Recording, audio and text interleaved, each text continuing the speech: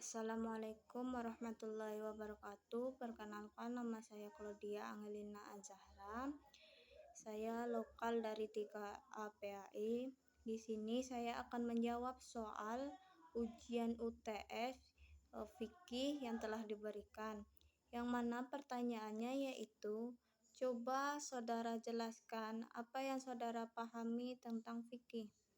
Jawabannya adalah fikih adalah istilah dalam Islam yang merujuk pada pemahaman dan aplikasi hukum-hukum syariah atau ajaran dalam kehidupan sehari-hari.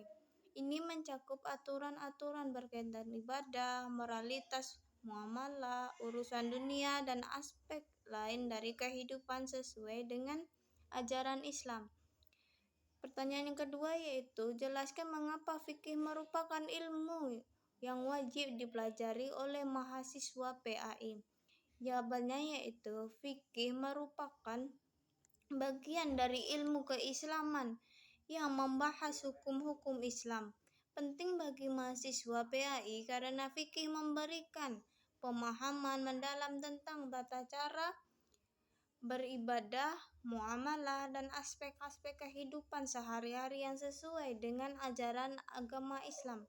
Studi fikih membantu mahasiswa PAI memahami dan menjelaskan prinsip-prinsip hukum Islam yang menjadi dasar bagi kehidupan beragama. Soal yang ketiga yaitu, jabarkanlah seperti apa perkembangan fikih pada masa Nabi hingga masa tabi'in.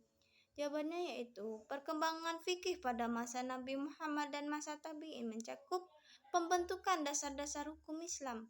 Pada masa Nabi, wahyu Al-Quran menjadi sumber utama dan sunnah tradisi Nabi juga menjadi pedoman. Nabi Muhammad memberikan petunjuk langsung dalam banyak masalah.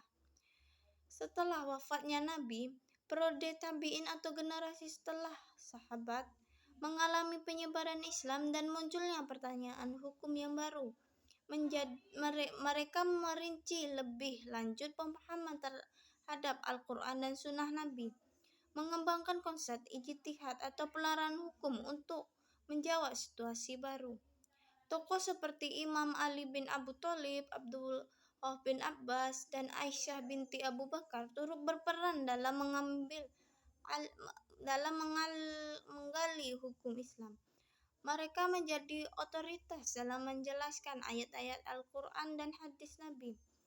Pentingnya peran tabi'in dalam meriwayatkan dan menggali pemahaman hukum Islam memberikan landasan bagi pengembangan lebih lanjut pada masa-masa berikutnya, terutama pada masa generasi setelah tabi'in yang dikenal sebagai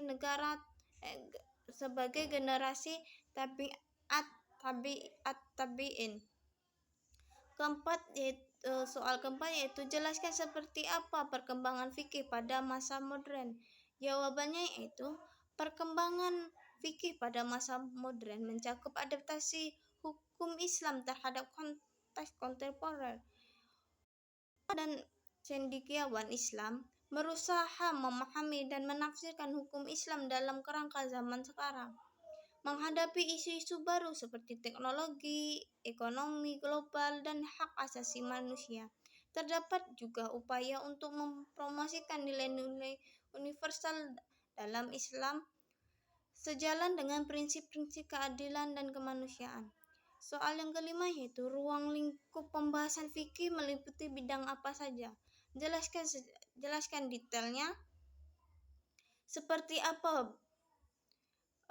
Berikan contoh dalam bentuk dalil. Jawabannya yaitu, fikih adalah cabang ilmu Islam yang membahas tata cara beribadah dan berperilaku sehari-hari. Ruang lingkup pembahasannya meliputi yang pertama yaitu ibadah atau peribadatan, yang mana membahas tata cara pelaksanaan ibadah, puasa, zakat, dan hadis.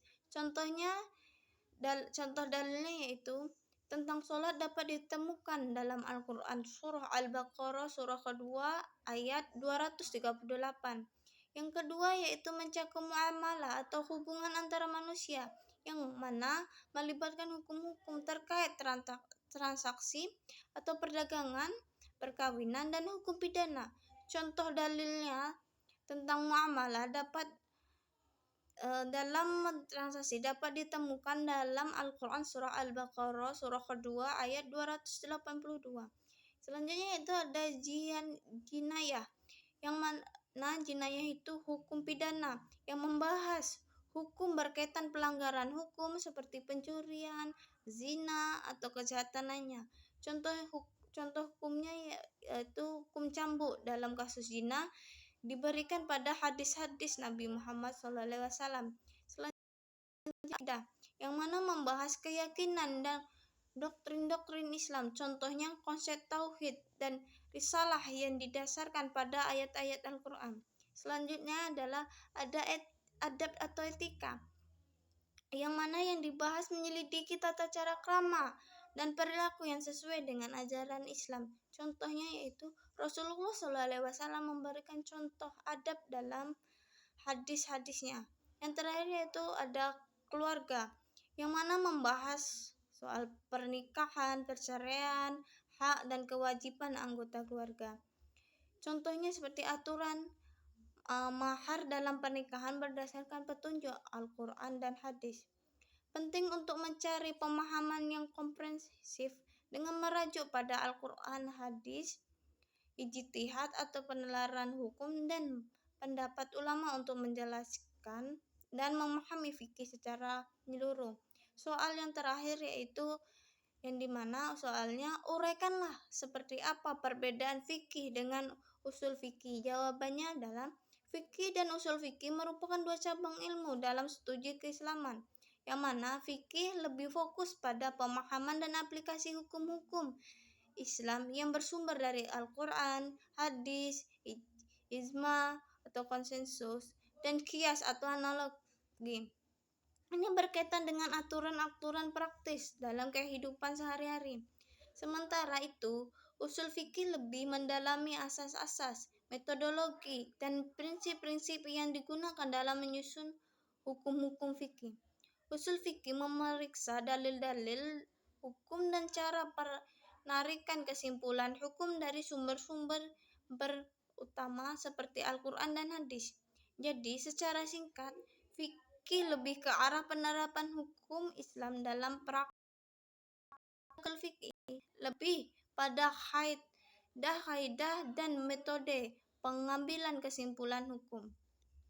Sekian, hanya itu saja yang bisa saya jawab. Apabila ada kesalahan, saya mohon maaf. Saya tutup dengan wassalamualaikum warahmatullahi wabarakatuh.